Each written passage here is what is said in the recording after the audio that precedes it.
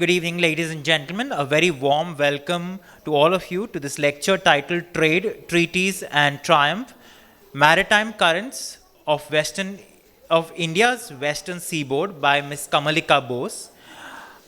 This lecture is jointly hosted by the Museum Society of Mumbai in collaboration with the CSMVS. A little bit about our speaker. Ms. Kamalika Bose is the founder of Heritage Synergies India, a Mumbai-based consultancy specializing in built heritage and cultural heritage conservation, museum design and conservation. She has worked on community-oriented urban conservation and adaptive reuse initiatives in historic cities. She is also a curatorial and design consultant for museums and cultural heritage projects. She has authored 5 books, including People Called Kolkata, Penguin Random House 2019, and my favorite, The Hoysala Legacy, Jaiko 2019. A little bit about today's talk. India's maritime legacy dates back, as you all know, to the Harappan era, when seaborne trade played a crucial role in shaping its early civilizational economy. The Western Seaboard fostered commerce with Mesopotamia, Egypt, and East Africa, anchored by advanced port cities like Lothal and Dholavira. As trade expanded, the Konkan coast emerged as a thriving corridor with Sopara, Chaul, and Gopakapatana flourishing during the Gupta, the Shatavahana, and the Kadamba periods. The Battle of Diu in 1509 marked a key turning point, establishing Portuguese dominance in the Arabian Sea and drawing maritime power equations. I invite our speaker for this evening, Ms. Kamalika Bose, to deliver this lecture. And before that, I also request Dr. Firoza Godrej to felicitate the speaker before the talk. A round of applause, ladies and gentlemen.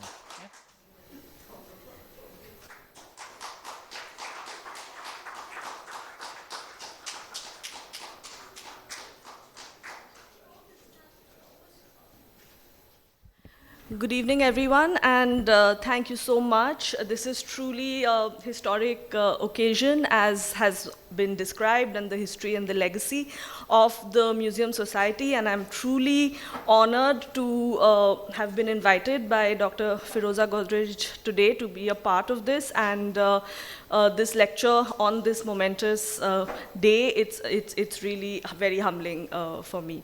My talk today is a culmination of a few years of research that I have undertaken working on themes such as in developing maritime and naval-centric museums and exhibition design projects. I'm not a domain naval historian or a maritime history expert, and there are several distinguished people in the audience today who would know far more than me and have much longer association on this topic, but this is a culmination of the work and the research that I have undertaken, and a kind of a picture that I have built to understand the maritime currents of this Western seaboard and how it has the historical currents and what we see, how those have impacted the shaping of this seaboard. So my talk today is largely divided into 4 parts, where I'm going to start with understanding what is the Western seaboard and what are the historical perspectives, representations, and the repositories of cultural heritage that it gives us today to look at from certain ancient and prehistoric times. The second part will look at the shaping of a new coastal urbanism, which was a result of certain shifts in power dynamics, and what were those dynamics and how they played out. The third part will look at certain indigenous maritime practices that developed along the Konkan coast, so it's a much more focused sort of zone and region, and who were the players and what were the parameters that governed this legacy. And finally, as a culmination of all of this, the emergence of Bombay as one of the most important dockyards east of the Suez Canal, and what were the forces that shaped it, and the ship shipbuilders who contributed to this sort of position. So of course, my talk is not going to be encyclopedic. This is 5,000 years of history, which I'm going to try and highlight certain nuggets and certain aspects of it. So by no means is it absolutely exhaustive, but it's kind of a cross section. So the first part looks to really understand what is this Western seaboard and how has it been understood across centuries. So it's really conceptually one can divide it and geographically into these four segments, which starts with the Kathiawar and the Gujarat coast, moves on to the Konkan coast, then the Kannada coast, and finally the Malabar coast. And these put together have, through centuries and millennia, have been active in trade.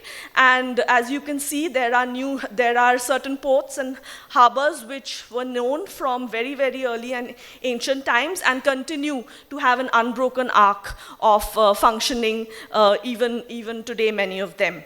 So to move on to the first part, we really, if we trace these civilizational roots, we look at Lothal as an excavated site from the Indus Valley era, which demonstrates an exemplary understanding of hydrography and marine engineering by the Harappans. Its tidal dry dock, a rectangular basin which connects to the Gulf of Khambat, and this strategic location facilitated trade and maritime activities, making Lothal a key hub for commerce and with Mesopotamia, Egypt, and Persia.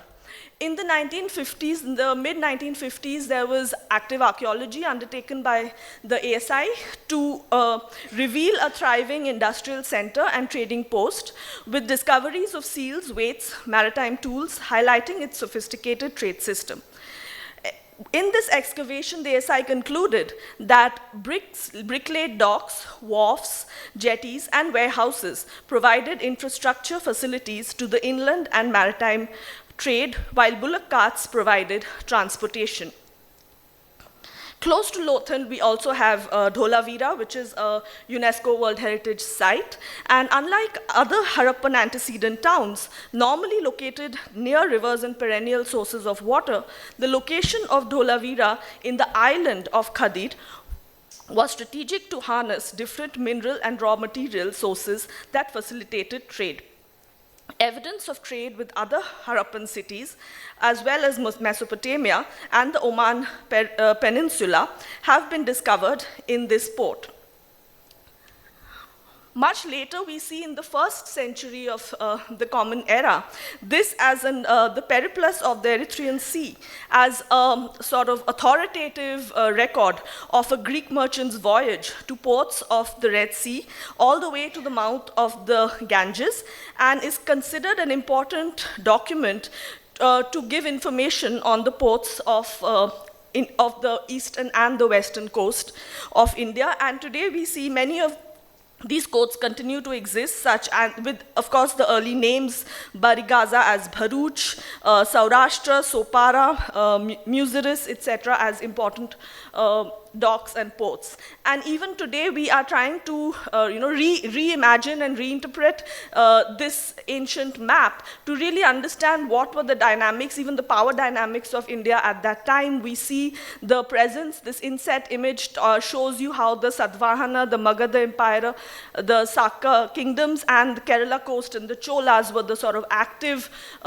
kingdoms of the time, and the entire western coast dotted with active ports for maritime trade and the trade routes that they traversed. In, again, the early times, we see this authoritative document called the Yukti Kalpataru, a famous Sanskrit treatise authored by Raja Bhoj in the 11th century, which elucidates shipping and shipbuilding traditions in ancient India. We see coins from the Satvahan period, many of them which indicate ships and boats, which allude to the active maritime trade. And we also see different miniatures of these boats related to the Yukti Kalpataru on many temple facades across the eastern as well as the western coast. Some of these are housed in museums in India and across the world today. This is another evidence of an early mariner's compass used in the 2nd century, known as the Matsya Yantra, which Indian seamen invented and is considered as a forerunner of the modern magnetic compass, which finds the true north and other directions. The compass has an iron fish floated in a vessel of oil, pointing north, and this is today housed in the Vishaka Museum in Vishakhapatnam. We see other evidences of maritime history in murals, paintings, and other artistic representations, and this one has been a hot topic for discussion today, nowadays, the 6th century Ajanta mural in cave number 2, which depicts an ancient Indian ship with high stem and stern and 3 oblong sails, which has inspired the design of the newly inducted INSV Kaundinya into the Indian Navy today as a recreation or reimagination of an ancient state ship which traversed the waters at the time. Many of us are familiar with the Eksar hero stones in Borivali, which is a tribute to warriors of the Shilahara Navy from the 10th century, and similar hero stones are kind of found dotting this western coast. This one is from Goa, housed in the Archaeological Survey Museum, which is from the 12th century Kadamba period, and it shows this hero stone has 2 panels carved in basalt. The lower panel shows a ship which is on rollers, while the upper panel shows a king seated on a throne, probably in heaven, surrounded by the chauri bearers and a chhatra above his head, depicting him as a great king. So these are ways in which the rich maritime history and trading history has been depicted in artistic and architectural evidences, fragments of which are still seen today.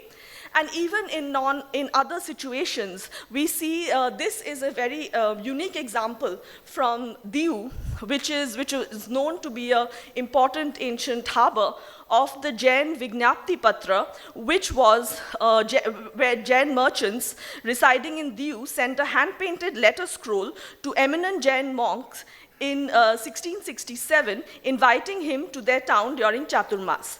This Vignapti Patra featured a temple with an image of a Jain deity Parshvanath, the assembly of a Jain monk, and a nun preaching laymen and laywomen, along with the lower 2 panels, which are very interesting because they represent Portuguese merchants and the Diu harbor. So it's about how these kind of observations and narratives were finding a representation on religious and other kinds of avenues as well. And this is another rich repository from again from the Gujarat coast, which is held at the National Museum in Delhi, the Malamni Pothi, which are essentially detailed seafarers' logbooks. These pothis are handwritten navigational manuals which embody into various volumes held at the National Museum, written between 1664 and 1895 by the Kachi Malams, or the seafarers, covering concepts and techniques of navigation, daily sailing reports of voyages, and other details of Malams and their mukaddams or porters. And there are different representations of the Malams. Some act as manuals, some act as charts for the sailing, which also shows the body of knowledge, the body of indigenous knowledge which was held in our country, in this region from ancient times. Now, the second part looks at the shift of power dynamics and how a new coastal urbanism, therefore, was shaped as a result of, especially from this period, when we look at India and the geography of India at the end of the 14th century, right up till 1525, that's just a sort of marker. 1525 was the year Babur arrived in India. So this is a sort of pre-Mughal geography, where we look at the Bahmani kingdom had kind of disintegrated, leading to various Deccan sultanates, the Gujarat sultanates. So there were these sultanates and the Vijayanagar kingdom in the south, and all of them had important trade and coastal connections, and which is why we see the very active western port, because all of them were using these land and trade routes. And within this, there was something else that was taking place in Calicut. Calicut had emerged on the Malabar coast as a place for, along the spice route primarily, and the Chinese and the Arabs were known to have a dominant role in that spice route and spice trade. And within that, we see the arrival of the first Europeans being a sort of disruptive move in that. So the arrival of Vasco da Gama in 1498, and this is just a representational painting to sort of imagine and mark that moment, begins to sort of disrupt the already existing world order, the maritime trade order that existed, and the 1509 Battle of Diu, we really see is a turning point in the Indian Ocean trade and in the Indian Ocean region. So also known as the Second Battle of Chaul, it marked the climax of a global trade war over the maritime spice routes. It pitted the Portuguese against the allied forces of Gujarat, the Zamorin of Calicut, the Mamluks of Egypt, and the Venetians. The fall of Constantinople in 1453 saw a disruption in the spice imports to Europe. The Portuguese sought a sea route to Asia, targeting India as the source. Diu, a key port under Gujarat's Sultan, became the battleground. The Portuguese, with just 18 ships, secured a decisive victory through superior firepower, strategy, and experienced sailors. This battle ended the dominance of old trading powers and established European naval trade supremacy for centuries, reshaping global maritime history. This is another interesting representation of a Portuguese emissary at the end, in the later years after the Battle of Diu, meeting with the Sultan Bahadur of Gujarat, probably issuing some sort of a truce and agreement to sort of coexist and have their presence. And this is also interesting because this is the time the Portuguese introduced their blue water policy, which was a naval strategy by Francisco de Almeida, the first viceroy of Portuguese India, to establish dominance in the Indian Ocean. It focused on controlling key maritime routes and ports to protect Portuguese trade interests and prevent competition from other European and local rulers. As a result, now we see this profusion now of voyagers, explorers, and cartographers who now begin to come to India to make these visual representations. And we see this sort of standardization and the creation, inclusion of Indian ports and harbors and Indian cities into atlases, global atlases, and this is titled the Civitatis Orbis Terra Terram, or the Cities of the World, from 1572 to 1670, and we see how Goa, Diu, and Calicut all kind of find a place in such a global atlas with this very similar kind of artistic representation. And these battles, and now because of the Portuguese dominance, we see a conflict and several naval blockades and battles that now begin to take place in the waters of the Indian Ocean, especially off the coast of Goa, where the Portuguese had kind of, that had made their base. And this Battle of Goa in 1638 is interesting because soon there were other maritime nations who were seeking supremacy of the Indian Ocean, such as the Dutch East India Company. But since the Portuguese had also introduced, along with the blue water policy, the Cartaz system, which was a sea pass or license to conduct conduct trade for navigation in the Indian Ocean.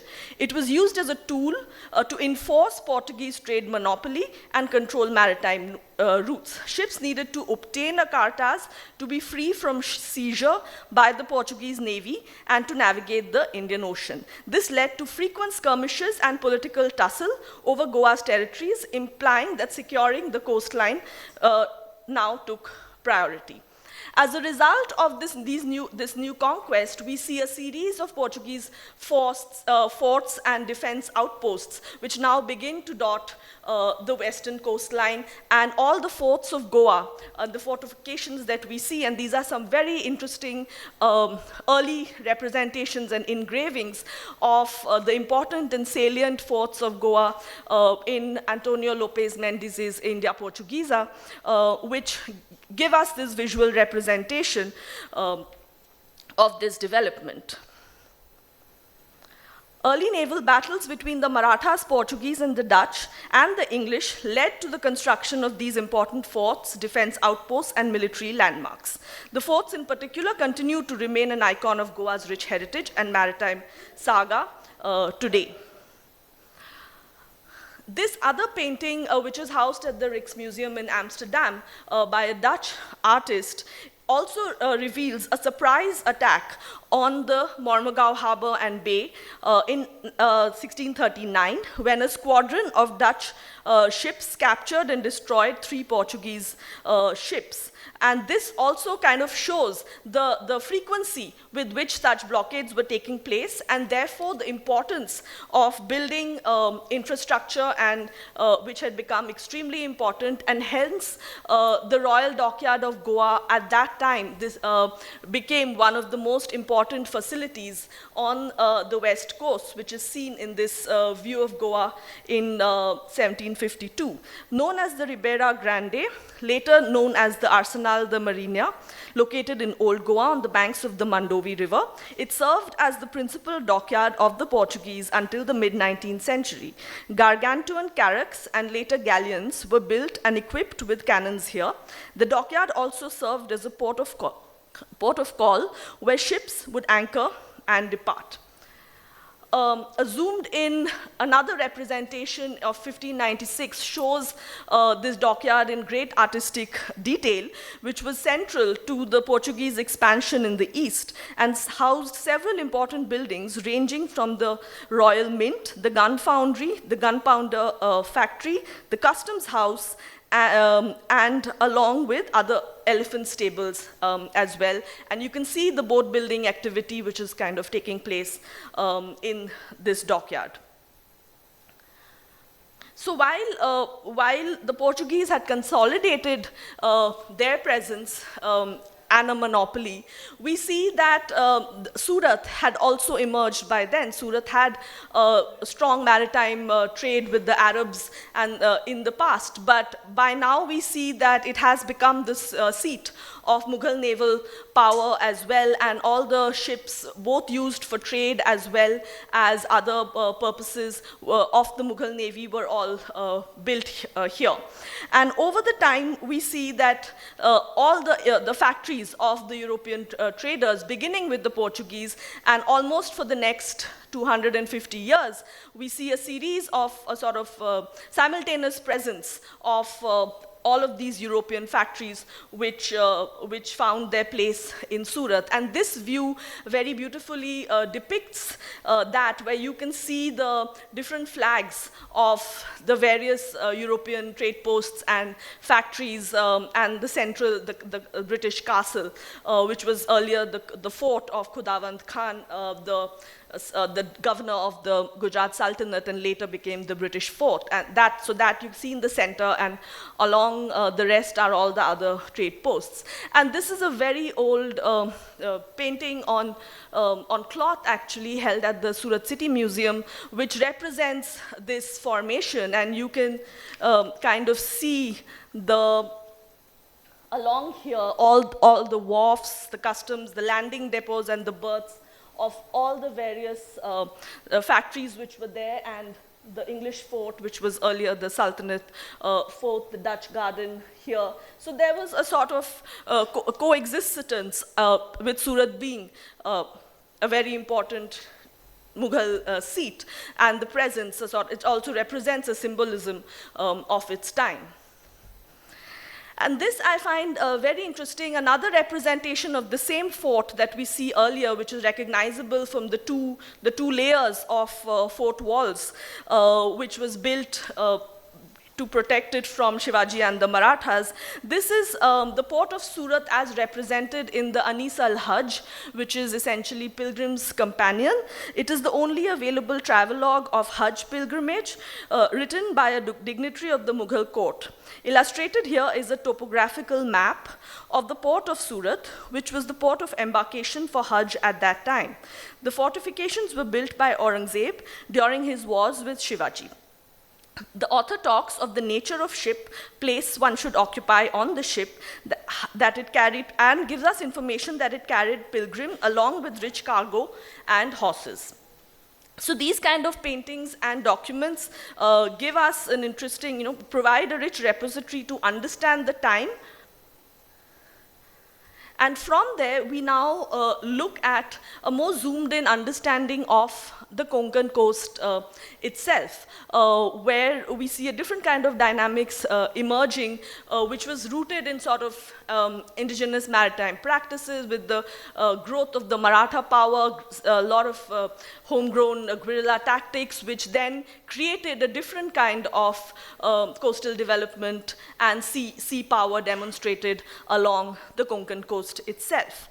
So the Konkan, also known as Aparanta or Gomanchal in ancient times, has been one of the greatest centers of early and medieval commerce in India. The term Konkan is derived from corner or kona and piece of earth and or kan, a coastal strip separated by the plains of the Deccan by the Western Ghat. Historically encompassing the stretch south of Daman, so the Daman-Ganga river in Gujarat marks one boundary of it, to Karwar in Karnataka, 1,100 kilometers along coastline and strategic harbors along the Arabian Sea have made it known to the earliest seafarers and voyagers. Konkan was important for the maritime Silk Route. It also saw the first large-scale migration by sea to India through ships which carried thousands of Zoroastrians who landed in Sanjan, which is just south of Daman-Ganga and therefore the kind of northernmost tip of the Konkan. The trade and commerce, which was seen in this phase with Jews, Abyssinians, Arabs, and eventually the Europeans. So all of them have landed in the Konkan ports at different points in time, and therefore defense, which became a paramount aspect. And we see that from Shivaji Maharaj's long tradition of constructing hill and sea forts that defend these kingdoms and provinces. So if we look at some of these important ports and harbors, Chaul emerged as a very important center, and it was to the Konkan what Surat was to Gujarat, a famed and prized emporium in medieval times. Historian Ferishta recorded Chaul as the chief port town of the Bahmani Sultanate in the late 14th century. Ships from the Persian Gulf and Arabia cast their anchors in the waters of Chaul, where coconuts were exported in large quantities, while horses and dates were imported in the 16th century.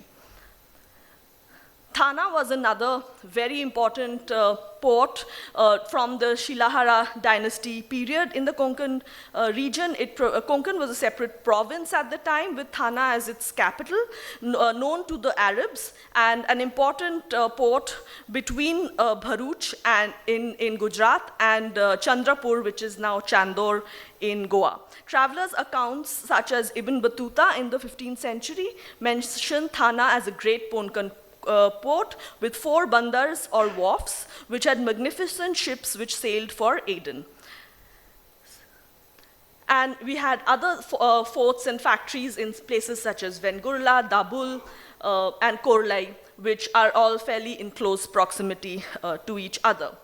However, it is the sea fort of Janjira, and this is a very, very novel and unique representation of the sea fort, which can claim a singular distinction of inspiring Chhatrapati Shivaji to build a navy of his own.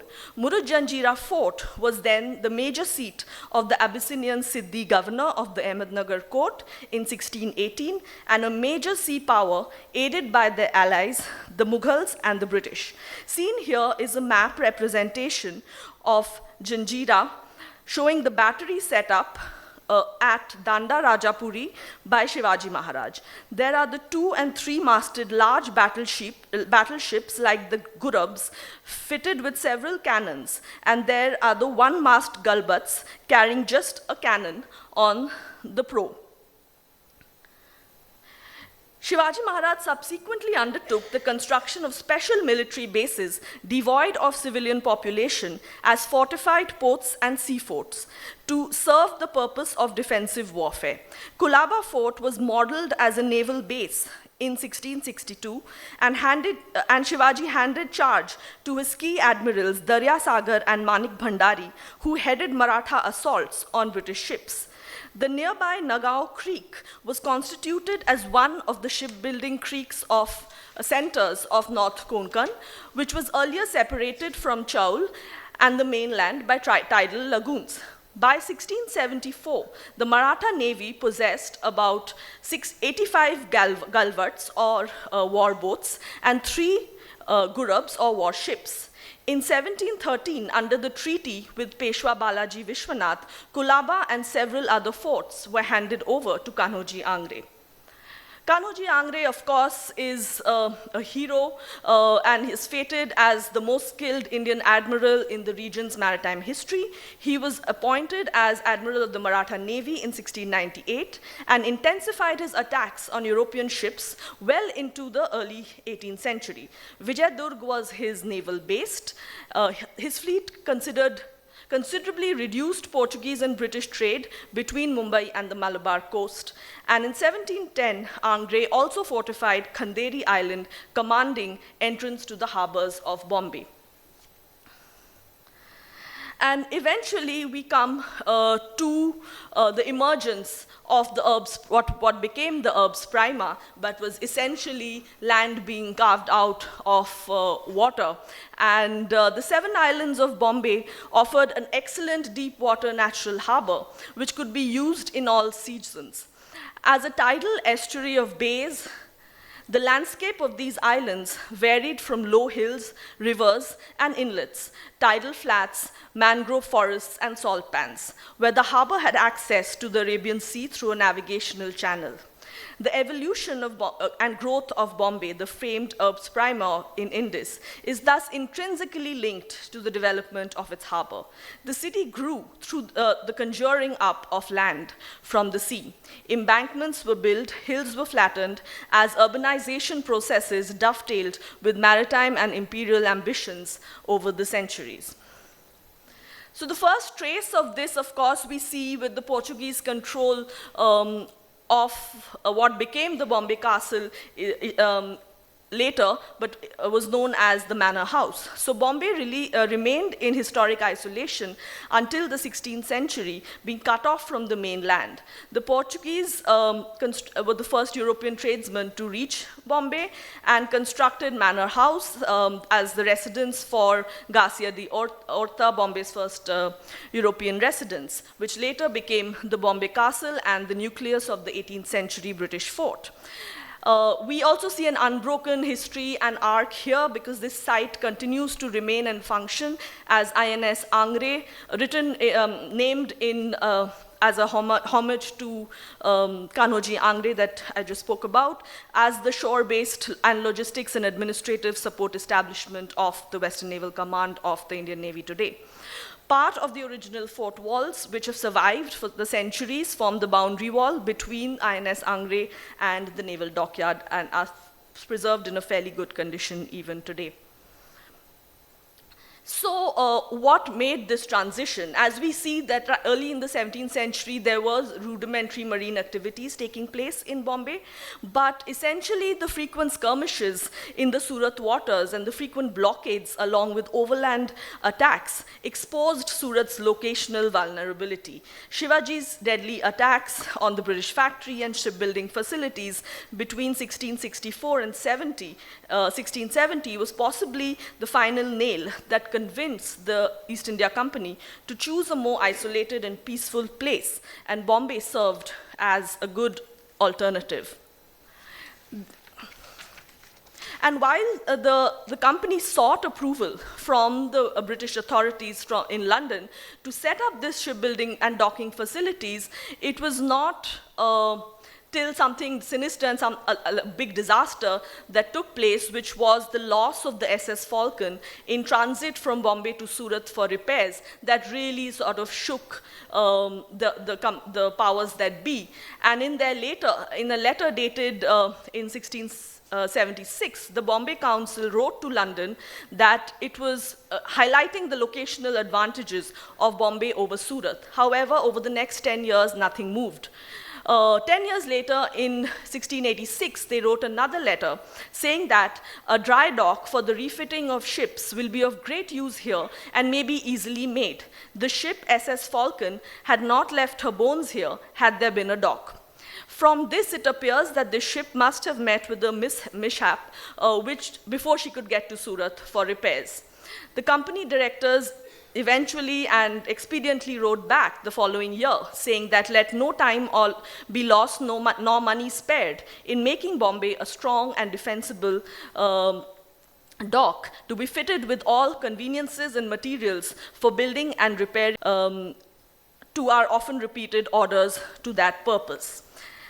And so we see that by 1735, the Bombay Dry Dock was constructed, and the Marine Yard was formally set up. This is a fairly detailed painting by Francis Swain Ward, which shows us the lower and the upper docks that were created. However, and this we know through another letter in 1734, which said, we are now finishing the proposed offices of the Marine Yard and the Carpenter's Yard, 238 feet long and 15 feet broad, with a slip to the sea for the convenience of landing and housing timber or anything else. So this indicates that the Marine Yard had been set up and is a historic milestone which formally signifies the birth of the dockyard in 1735. It therefore also renders what is today the Naval Dockyard as the oldest defense establishment in India. So this inset image shows us the famous John Gross plan of Bombay in 1750, which showed us for the first time the footprint and an overall sort of master plan of the Naval Dockyard in Bombay. And in 1855, in this map held by the Asiatic Society, we see a much more detailed plan of the dockyard with two dry docks, a wet basin, and various warehouses and other services and infrastructure. And this curvature that you see, which eventually became the Dockyard Road and today continues to function as Shahid Bhagat Singh Marg, kind of traces itself as the origins of the making of Bombay can be connected to these developments. These are some archival photos of the Naval Dockyard's construction held by the Dockyard Archives, and there are a series of such which really shows the technological advancement and engineering that was undertaken as a massive infrastructure project in these precincts. And eventually, to become what it did become and the power that it held, there is an absolute contribution of the shipbuilders who came from Surat, the Wadia shipbuilders, and 7 generations of mastery that we see by the Wadia family. The British created a vast overseas empire through supremacy over the high seas. They were ably assisted by the Wadia shipbuilders who, drawing on their own skills, local tradition, and raw material available, provided the British Navy and merchants with excellent ships. The Calcutta Review in 1845 wrote, "Remarkable as is the fact of Parsi holding a monopoly of all departments in the dockyard, being contrary of the departments of the state, we are not aware of any instance in which they have abused the almost unlimited confidence reposed in them. The opportunities to do so have been ample, for in an extensive dockyard where large sums of money from the mercantile nature of its multifarious duties are in a continual state of transition, numerous avenues must lie open for the surreptitious accumulation of wealth, but the integrity of the Parsi has remained unsullied. So this sort of a glowing testimonies of 7 generations of shipbuilders really alludes to their contribution and unstinting control over the yard and the development of the yard itself. So in a span of 1.5 centuries, this extraordinary hereditary trade family of master builders and 15 assistant builders contributed their skill and energy in constructing 170 war vessels for the East India Company, 34 warships for the Royal Navy, and 87 merchantmen and other specialized vessels for private firms. So each generation sort of contributed to the dockyard in a very unique way, bolstering the position of the yard, and I'm going to now just highlight a few of the contributions so that this becomes extremely vivid. So the first master builder, Lauji Nasarwanji, was the one who came from Surat to Bombay. In 1736, the first and famous line of Wadia master builders came from Bombay to Surat. The Bombay dry dock was built by Lauji and his brother Sorabji in 1750 and soon acquired capabilities to build large ships. In recognition of his outstanding contribution to the yard, Lauji was presented with a silver rule, a set of instruments, and a shawl by the Court of Directors in 1754. And he has been rightly called the founder of the shipbuilding industry in Bombay. This was Lauji Wadia's house in Parsi Bazar Street, which was destroyed in a fire in 1933. This photograph of him is controversial, whether it's him, not him, and different sources have to say different things about it. The second in line, Manikji Lauji, is also a very interesting person because under him, the Wadias gained stature and affluence. So it's not so much of the boats and the ships that he built, but the fact that he was concerned about the interest and treatment of the support staff and the carpenters, and to ensure that fair terms and due respect was accorded to yard workers by the colonial establishment. So in 1782, the Vice Admiral, Sir Edward Hughes, was highly appreciative of the young work done in the yard. A raise in salary and gratuity, agricultural land grants, and a special allowance of 2% of the cost of each ship was made available to them. So he really wanted dignity and respect for the Indians and the natives working in the yard in a colonial administration, and that kind of is his legacy and contribution. We then come to Jamshedji Bomanji, and under him, this period marked the most important phase in the history of shipbuilding and sail ships. In the dockyard, large consignments of warships were being ordered by the Royal Navy and vessels, and the Wadias were really at this point considered as a serious threat to the English shipbuilding industry. The Grand Marquis Cornwallis was built under him, on which he carved the words, "This ship was built by a damn black fellow" in AD 1800.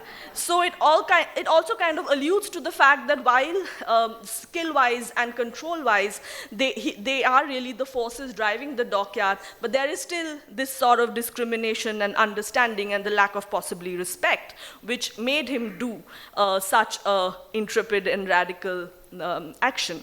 And they also say that the ship Trincomalee, which was built in this period under his supervision, and this is the figurehead of that ship, is kind of modeled on him, they say, though it's supposed to be a Sri Lankan sort of a representation, but the face and the turban, etc., is supposedly based on him. And therefore, we see a wide range. I call it the genealogy of ships and the vessel types that were built in the yard at this period, and from all sizes and all scales.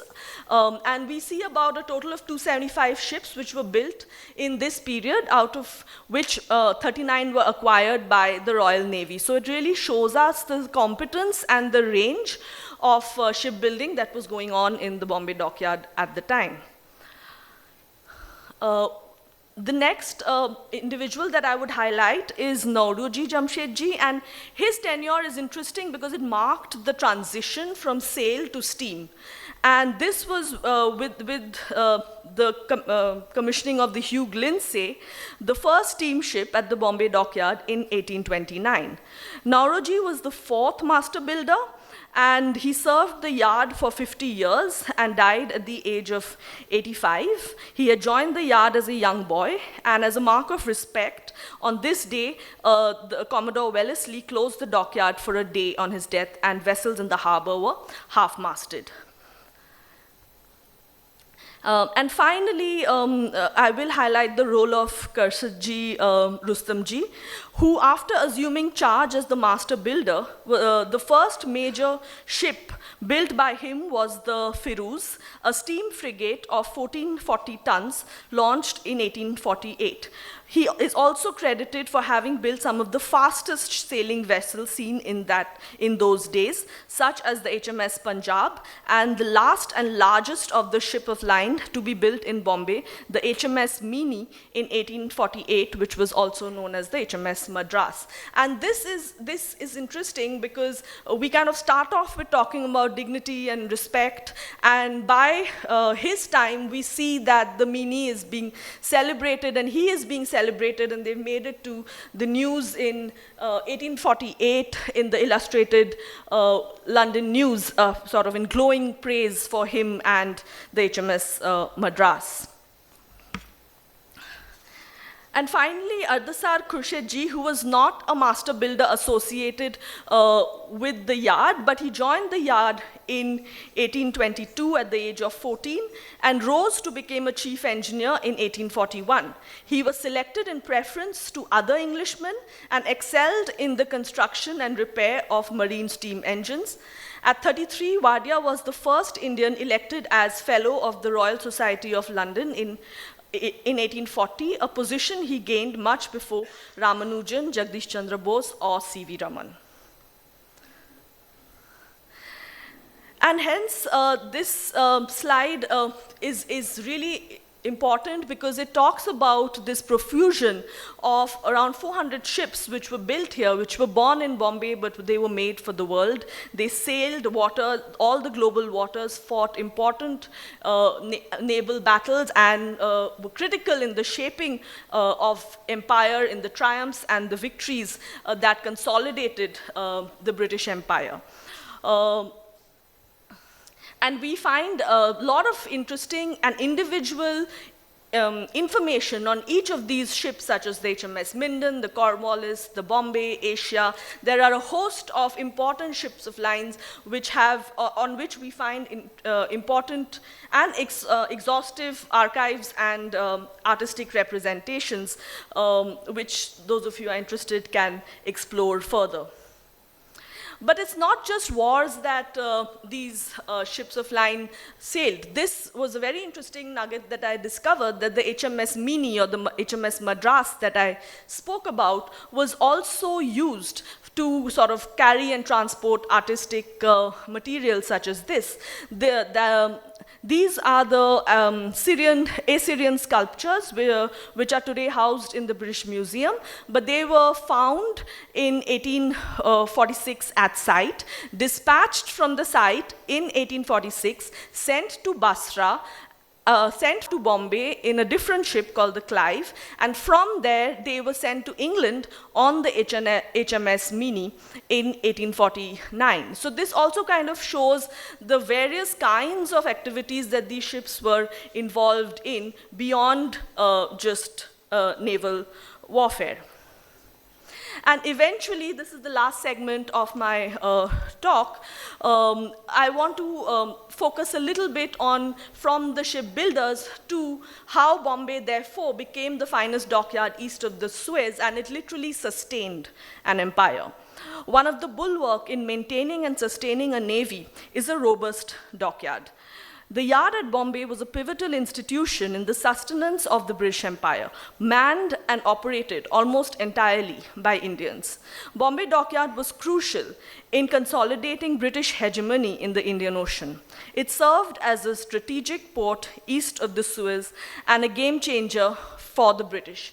Game changer because, as you can see, this orange line sort of shows you the older route, which was along the Cape of Good Hope, and then with the opening of this Suez Canal, the distance that it dramatically cut down, and Bombay's strategic location in harnessing this advantage.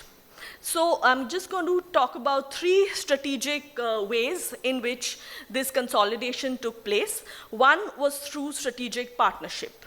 And this is an alliance with the Sultans of Oman, which helped to drive out the Portuguese from the Indian Ocean.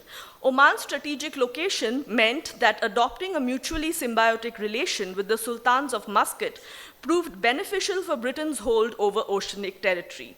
The Omanis had successfully expelled the Portuguese from Muscat in the 17th century and became an ally to the East India Company in driving them out of Indian waters. The Sultans of Oman were private clients of the Bombay Dockyard and have commissioned merchant and warships built under the Wadias. The most iconic being Sultana, the photograph of which you show, which is their national symbol, and it features on their stamps, coins, and a miniature model of it is in the Maritime Museum in Oman, in Muscat as well. Built in 1833 at the dockyard for Sultan Sayyid Said's Muscat Navy, Sultana was the first Arab ship to sail for diplomatic missions to New York in 1840 and London in 1842, and is considered as a national symbol. So strategic partnership was one pillar. The second was strategic location. As I mentioned about the Suez Canal dramatically cutting down the distance, but Bombay was also important in overcoming the French in the Indian Ocean during the Napoleonic Wars.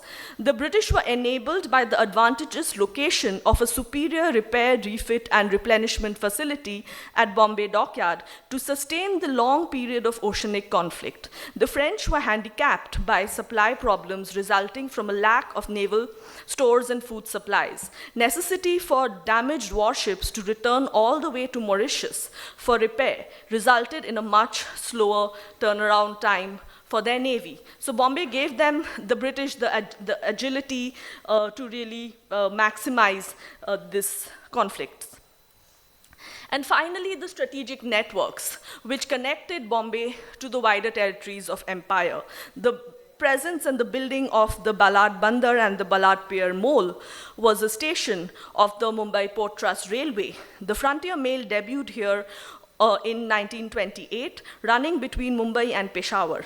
Passengers could get off their steamers from London at the Balad Pier and conveniently walk across to board the train, signifying connections between the dockyard precinct and the wider networks of Empower. So to conclude, we see this unbroken sort of almost 300-year legacy of the dockyard, which continues to now function as a modern cutting-edge repair and refit yard for the Indian Navy. And in 1950, when it was finally merged as the dockyard Indian Navy in post-independent India.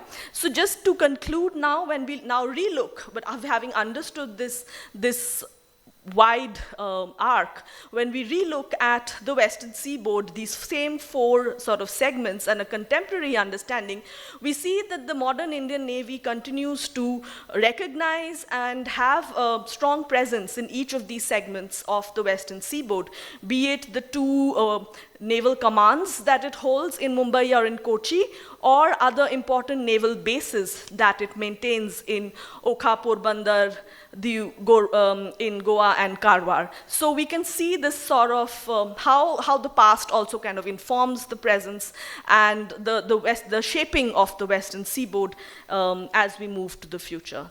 Thank you.